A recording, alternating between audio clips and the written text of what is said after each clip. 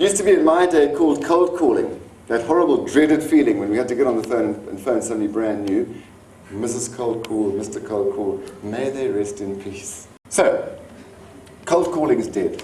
Once we have a link, and if you leave here tonight with one thing, I'd love you to leave here with finding a link. If you haven't got a compelling, engaging reason to phone up somebody and talk to them about something that you have in common, then it's a cold call.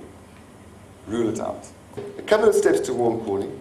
Plan your internal dialogue. And again, this might sound very basic, but how many of you have picked up the phone and you're not feeling in the greatest of moods and you say, what the hell, I've got to impress my sales director, so I better make this call. But you're not feeling in the right mood.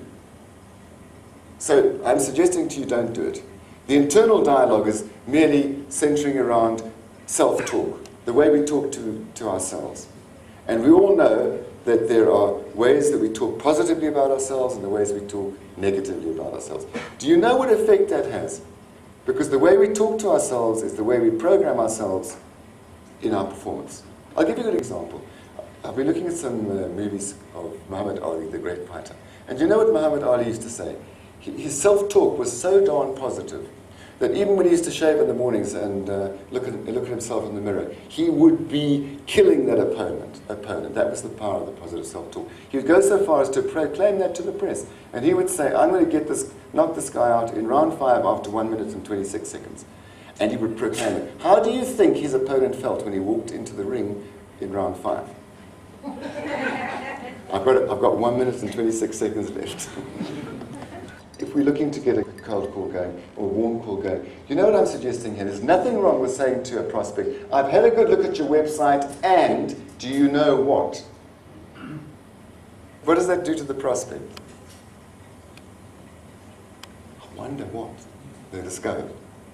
So it arouses curiosity and it gets them to listen actively. Nothing wrong with saying that, but make sure that your link is valid. Present the link. Our specific USP, how we can help.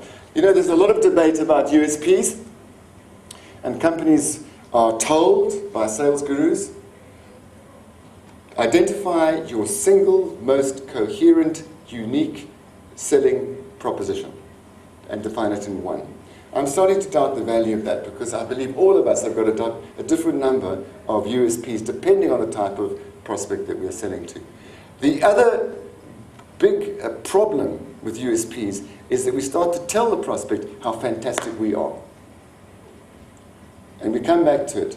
Don't put yourself first, put the prospect first. You're presenting the opportunity. You're not at this stage telling them how fantastically you're going to solve their problems.